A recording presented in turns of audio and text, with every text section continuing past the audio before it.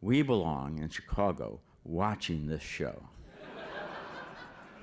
And just then, you know, they do the pre-interview and they tell you what you're going to talk about with Johnny. Just then the writer stuck his head in the door and said, Johnny, may I ask you about a few of your favorite recent movies? And he left. And Gene and I looked at each other and we both knew we were thinking the same thing. And Gene said, can you think of any recent movies?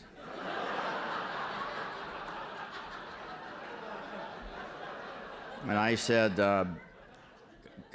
Gone with the Wind. And Gene called our office in Chicago and he said, quick, give me the names of recent movies that we've liked.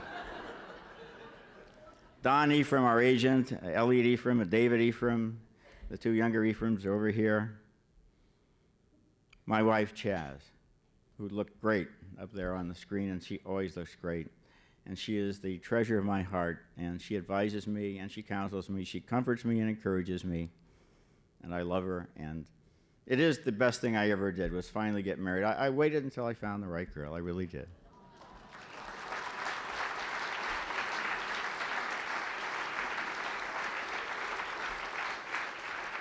And then I proposed to her in Monte Carlo. We were at the Cannes Film Festival, we went on a drive, we're in this coffee shop in Monte Carlo, and I proposed marriage, not realizing until I did it that I was going to. And if any of you are thinking of popping the question, let me give you a piece of advice. Always propose marriage in a place you want to go back to. Very important. Like Cannes or London or Venice, but not Monte Carlo. In a coffee shop underneath the stands of the race cars. We went back the next year to revisit this holy place. It was gone. It was a temporary structure. Don Dupree, our producer at Ebert and Roper, tireless, cheerful. How was your weekend, Don? Great, yeah. Carol Iwata, my assistant for 15 years.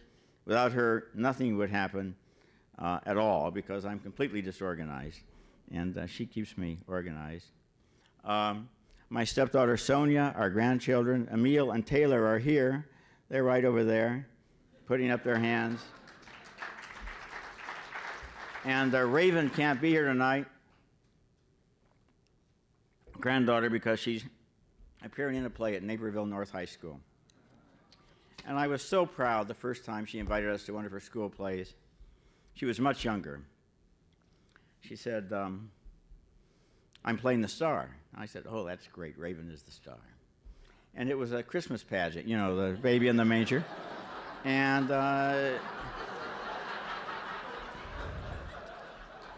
she was the star.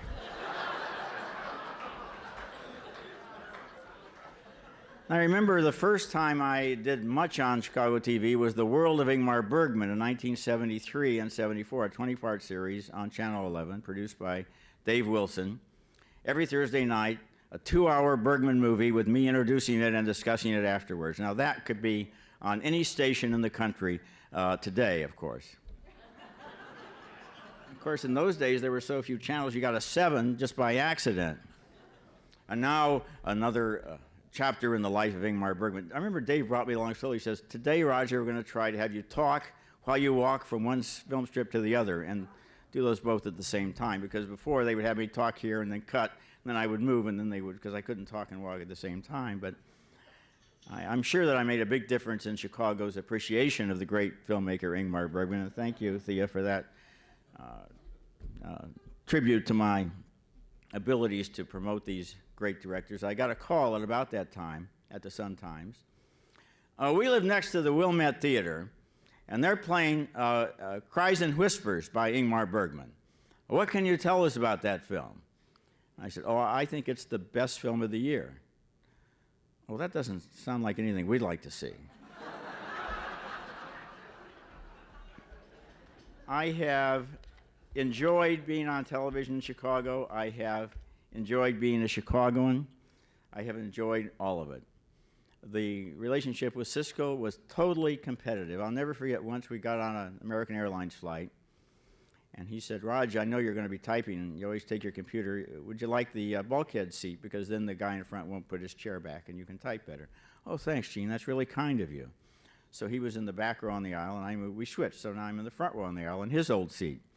And then Cindy Crawford got on the plane and sat down next to him. Gene always was well informed. Remember, Thea? He was looking at the seating chart and found out who was seated next to me. So with Roper, it has been much more peaceful. We haven't had a fight in 5 years. He is the best choice for the job. I feel that Gene would have wanted us to continue the show because it's the only show on TV really where you hear very much bad about the movies. And there again, I have to thank Chaz. We were watching Richard on TV one morning while on the treadmill.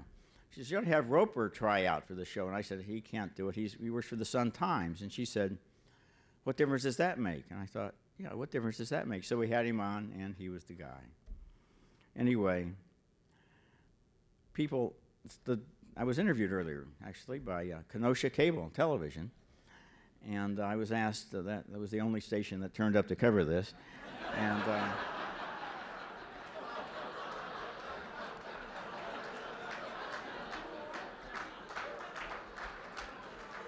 I said, why have you stayed in Chicago? And I said, I can't imagine living anywhere else. I think it's not only the city, its beauty, its people, but its spirit and its friendliness. And we're just nicer here. We're just nicer than those people in New York and nicer than those people in L.A. I know some of you here are from L.A., but we're nicer than you are.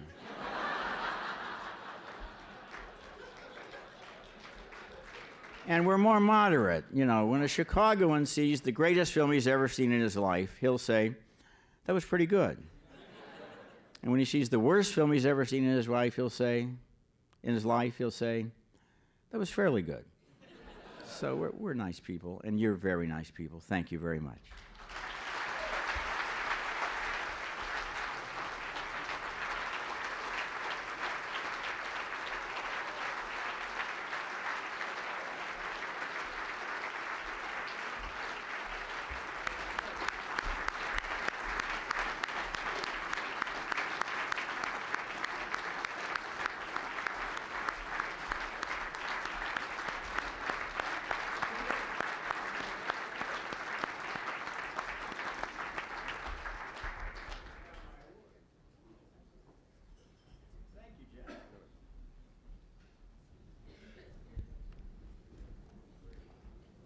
Well, our final inductee this evening is Linda Yu. You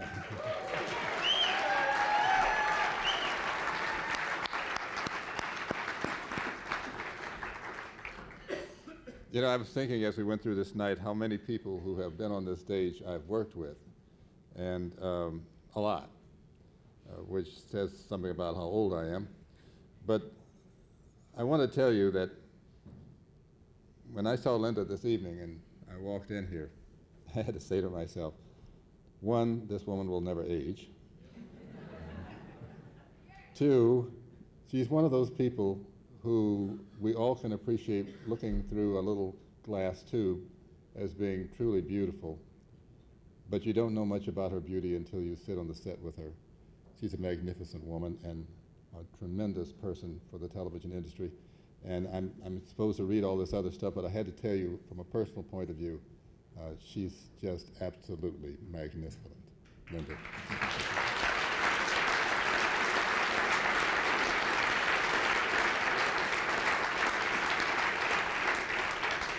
She's always set high standards for television journalism and for her mentoring young people who will follow us in this industry.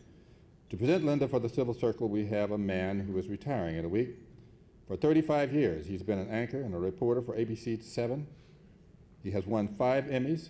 He's a living legend in the Chicago Journalism Hall of Fame. He is a member of the Civil Circle since 2002. He is Linda's co-anchor, and the only one that is almost my age. Ladies and gentlemen, Joel Daly.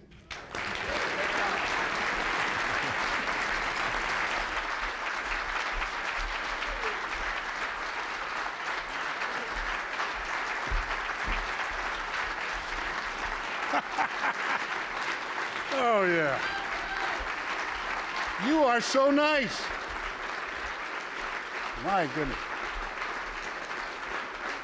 Thank you very much. It's a very big honor. And the only problem is it's getting late, and we want to keep it short. The Kenosha station had to leave. There's a meeting here tonight, there's a meeting. I'm in the singing mood, and I want you to help me, please, pay a special tribute to a special person. Emily Barr is celebrating her birthday today. So, happy birthday to you. Happy birthday to you. Happy birthday, dear Emily. Happy birthday to you.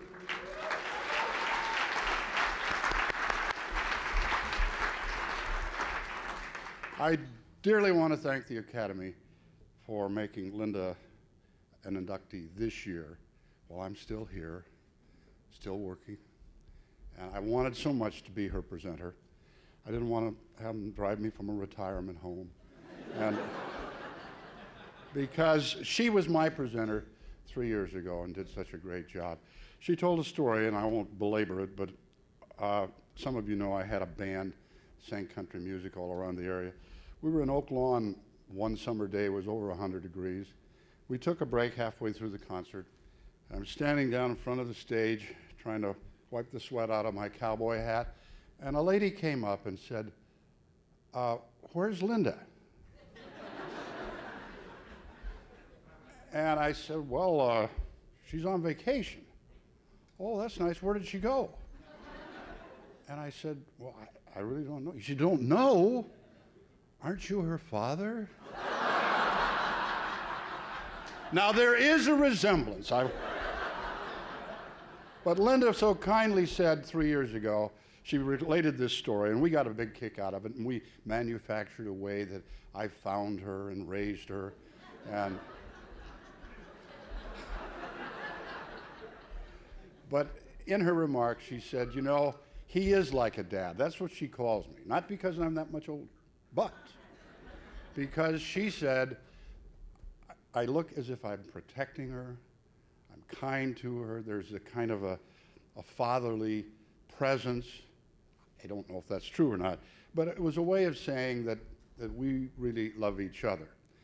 And I just want to say in return, Roger's story about her pushing the script over is so typical, because unlike a lot of co-anchors who compete, she's always there to protect me, to help me, and she hits me every once in a while, and she's messing around with my pages, making sure they're in order. And last night, Emily and my colleagues at ABC7 honored me for what's almost 38 years now. I'm about to leave the air, at least as an anchor person, and do some other work in the community. But what I did at the party last night, which was just tremendous, Emily, is I knew I couldn't respond to all of the nice things they said about me. So I sang some songs, and I sang one for Linda. I rewrote it that I would like to repeat tonight because her family didn't get to hear it. And I did promise her a copy, and it's getting kind of messed up here. So bear with me, I have to do it a cappella. There's a common theme in your TV scheme, says you must compete to keep your anchor seat, and it's rare to find someone who'll save your. But I was blessed, I must confess, a new show can be quite a mess, but she always watched me carefully. She watched my pages and their order. She made sure I never bored her. There's someone who sat next to me, clearly to see. She turned out to be someone who watched over me. I'm an anchorman who's not understood, but I knew I could always do good if one would watch over me. Although she may not be so caring of the necktie that I'm wearing, to my mind, she carries me. So I want to tell her, you take the lead, that's all I need. Linda, watch what I read. someone who watched over me, someone who watched over me. Thank you. And now, someone else to sing her praises. Sylvia Perez tells us about Linda Yu.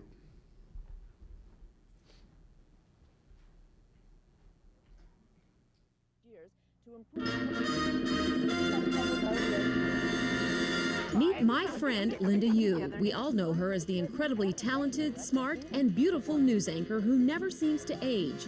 She came to Chicago by way of Portland and San Francisco. Linda's been in the Chicago market for 26 years. She started at WMAQ. Details on those stories and all the day's news up next. I worked with Linda Yu for the first time in 1981. Look at me now, look at her now. She stole my youth. That's why she looks so good. When Linda Yu came to Chicago in 1979 and joined Channel 5, I saw her in the air and I thought, uh-oh, look out. She's going to be good for their ratings. Fortunately for us, she crossed the street to join WLS-TV. That was 21 years ago. First co-anchoring the 4 p.m. with Joel Daly, and then eventually adding the 11 a.m. news to her resume. No one works harder. No one is more professional. No one so invests herself in whatever she's doing than Linda Yu. She's had some incredible experiences in her journalism career, going to Belfast to cover the children caught in the religious upheaval, then making a trip back to China to rediscover her roots. For me, it was the first step of my journey home. To understand Linda, you must know a little about her history. She came to this country when she was just 4 years old. Here she is on the left with her mother and sister Leela. Her family fled from China to the U.S. when the communists took over. But you should also know her mother came from royalty. And that explains everything. You see, Linda would actually be considered an empress in China. No one here knows that, yet her mere presence commands attention and respect. People who know her want to be her, and people who don't can only dream. I'm Linda Yu. Linda Yu. Oh man, busted. It's true. I've always wanted to be you, Linda. Everywhere I go, people say, "Are you Linda Yu?" And I say, "No, my name is Connie Chung." And they say, "Oh, sorry," and they walk away. And then I saw Linda on the news, doing the news. She was great, and she's gorgeous. So I thought, I know what I'm going to do next time. So now when people come up to me and say, "Are you Linda Yu?" I say, "Yes." And they say, "Gee, you look so much better on television." Everywhere you go in Chicago, people know Linda. She helps with charitable programs from the March of Dimes to the Juvenile Protective Association and so much more. She was the first Chinese-American woman to anchor the 10 p.m. news. So in Chinatown, they are especially proud. Now we're here in Chinatown to see what 26 years of Linda on Chicago TV means to the community. Linda, 我哋好多謝你呢26年你幫咗我哋咁多。很漂亮，当然是很漂亮，不漂亮当一个电视明星啊。Linda loves children, as we all know. You don't want to do the news? I have to do the news. And we're going to cut these up into about a medium dice. Tony, you look very interesting there. No wonder our PR department has a shortage of Linda's pictures. Actually, talking about furniture, that's Linda's culture. What do you have here that's as sweet as Linda? Linda 咁白、咁可愛、咁甜。Linda. You. Just to know, that there's somebody like that out there as a role model, and somebody we can connect with, face that we can connect with. It's tremendous, good feeling. Linda, I love you. Linda's career and track record speaks for itself. She's more than deserving of this award, and Linda, there are many people out there who know and love you that want to say congratulations. If you take one look at Linda, I'm sure you would agree that she looks like she could go another 20 years, and I certainly hope that she does. We thank you, Linda. She's just a wonderful, warm, intelligent woman who, conveys all of this knowledge on the air, and I think viewers have responded to her for, decades. Congratulations to an incredible journalist, an outstanding colleague. You're the best, Linda. Congratulations on 25 years in the business. Real old people, normally get the award. So I thought Linda was at least 30, 40 years away from even being considered for the Silver Circle. The thing that always amazed me about you was during breaking news, how cool you were. Under pressure, under fire, the world could be blowing up, and Linda, you would have her stuff together. Great person, great reporter, great anchor, great friend, great mother, great looking, and one of the nicest and kindest human beings I've ever known. Love you, Linda. Congratulations, Linda. Your 25 years in Chicago have made all of us a little better. You, I'm in love with you.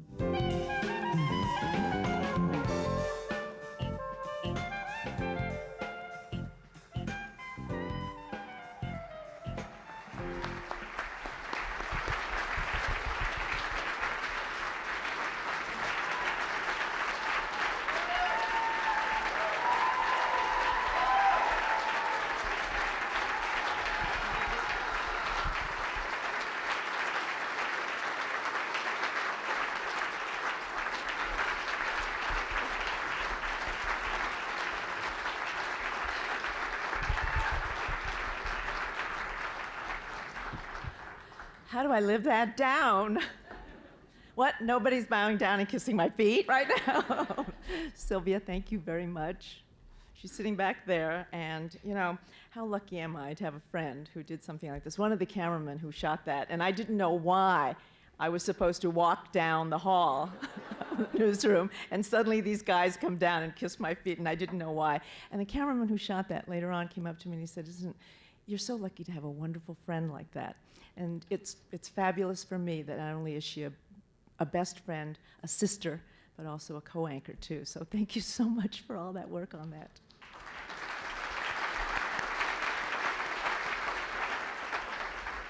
And also to other people who are here or were here who worked on that, and that includes John Knoll. Now I understand why he said I was the Vito Corleone of Chinatown. And Annie Espen, Yuki Spellman, thank you so much. As I have sat here tonight, I grew more and more nervous because I listened to more and more about Bill and about Torch, whom I love, and Linda's family, and Roger. I'm so glad I was there the first time that you were on the air. And I just kept thinking how fabulous for me to be inducted in this class this year, and it's marvelous for me, and to be among you guys. You're just wonderful. Thank you. Also to the guy up here who sang to me, 21 years of working with Joel. As I said last night, he said, somebody who's not competitive with you. That's what I say about Joel. Not competitive with you, and that's tough to find in an anchor chair. And somebody who cares more about the news and puts that first before either one of us. And it's been an incredible 21 years, not just because of those wonderful qualities as an anchor, but also, it's very true, I found the kind and the understanding father that I really needed. So Joel, thank you very, very much. You don't survive this long in a major market like this without a lot of love and support of many, many people. And for all of those people sitting out there who put the programs together every day that I front, who make it the best they can, and more than anything, who have watched my back for all these many years, I want to thank you so much for being there for me. I was going to tell Emily, too, happy birthday. Joel took that away. But thank you for spending your birthday with us, too. In my personal life, the number of friends who are all out there, I am completely overwhelmed at the number of you who came here. And having people like you in my life has made such a difference in terms of your support. Family, too. a mother who gave me her dream. She's the one who wanted to be a journalist and suggested to me when I started college, why don't you take a journalism class? And I did, and I fell in love. And somewhere up there is my mom watching, and I want to thank her for it. My sisters and brother and other relatives, they came in. I thought that was so wonderful. They all flew in from California, and I was absolutely thrilled. And then I realized they came to meet Roger Ebert.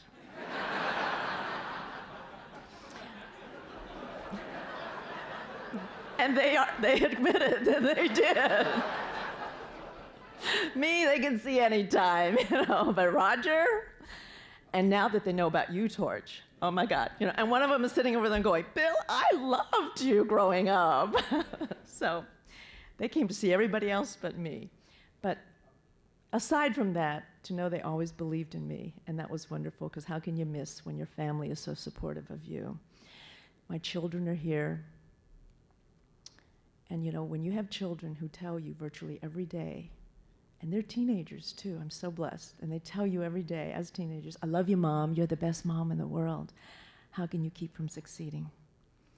And for the last 9 years, a partner in my life, Stuart, who's always been proud of me, who always totally supported me, who loves me, and who also really loves to tell me very, very bad jokes. Thank you. Thank you for being here. Now, journalism has been many things for me in this life of mine. It has been writing, it has been informing, and it is also the discovery that you could use this career to do some good. Now, as a child, I had a driving curiosity. I always had to know what happened, where it happened, when it happened, who it happened to, why it happened, and that was even before I could speak English.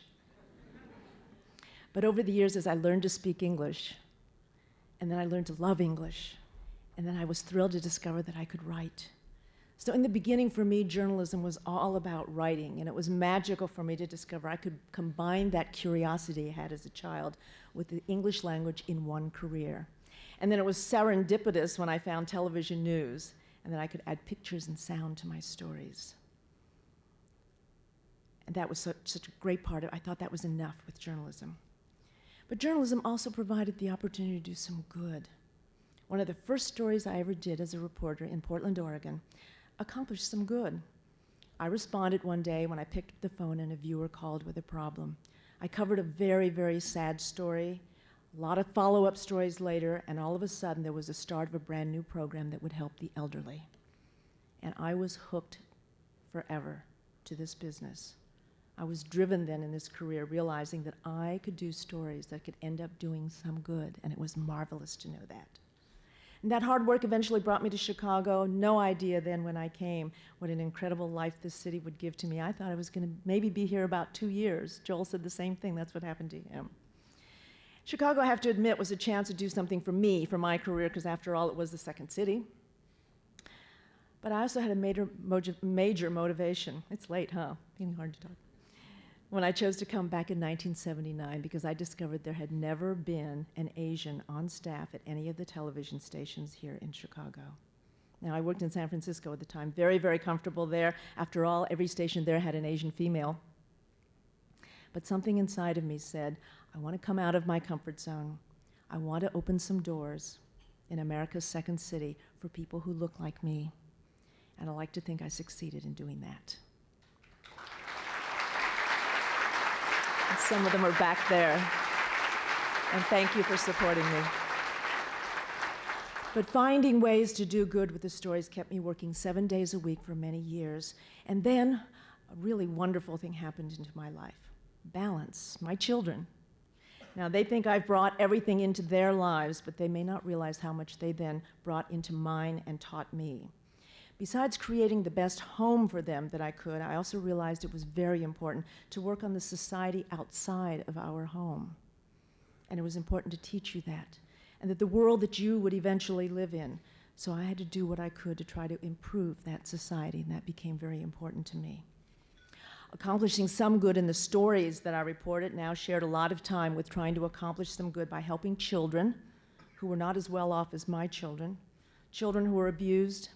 And it also meant helping other immigrants, people who were me, who came to this country with as little as I once had. And I know my children have learned that lesson over the years. And for me, as I said, finally, journalism is also the responsibility to inform. Now, everyone from directors to producers to writers at Channel 7 tell me that when breaking news happens, I can sit down, whether it's for 30 seconds or 30 hours, and ad lib for all of that time, even if you only give me 2 facts. Now, it's an ability I never thought very much about. I just thought I could talk an awful lot, and I do. But a number of years ago, a viewer came up to me. Now, the day before, I had talked ad lib for hours on the air about the flooding of the Chicago River. We all remember that, right? Under the city. And the viewer said to me, I watched all of the hours of your coverage, and I have a question. I said, what? She says, did you ever get to go to the bathroom? But the other thing she said was something else that I have always remembered after that. And I said, why did you watch the whole thing, all of those hours? And she said, because when bad things happen, I turn to you. You always make me feel safe. I've never forgotten what that viewer said.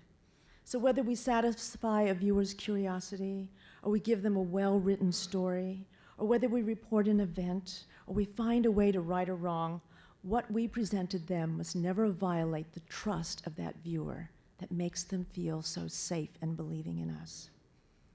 And tonight I am very, very honored that you would consider me worthy of induction into the Silver Circle here with all of these wonderful people. And I hope that for many more years to come, I will be able to continue to be worthy of all of our viewers' trust. Thank you.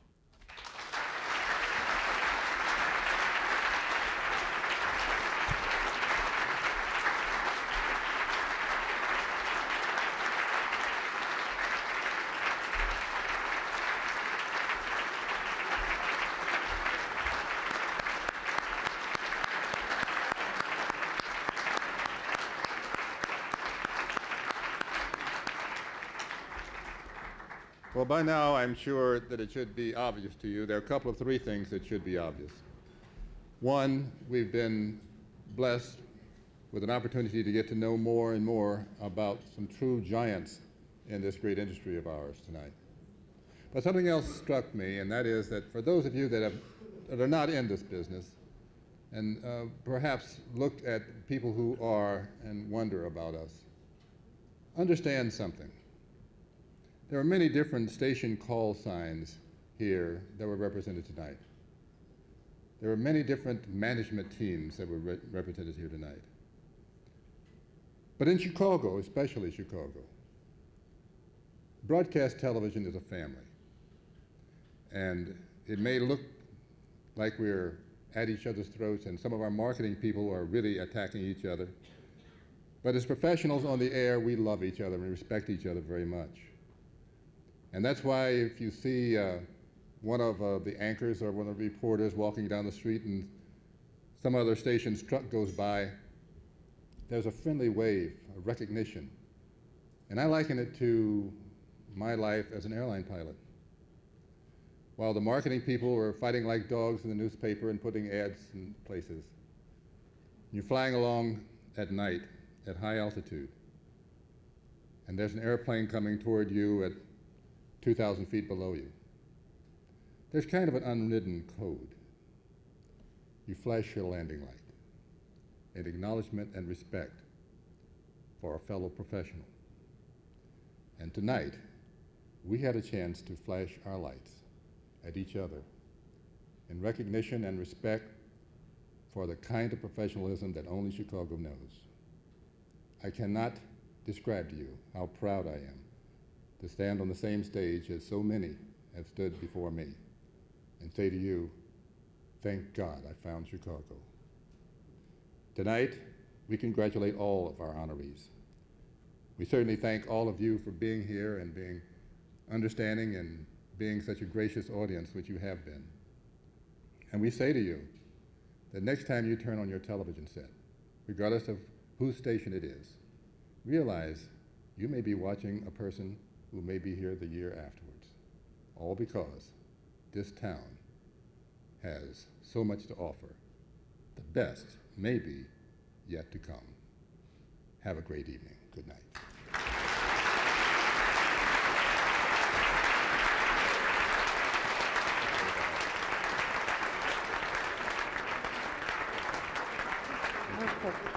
Perfect. Oh, thank you.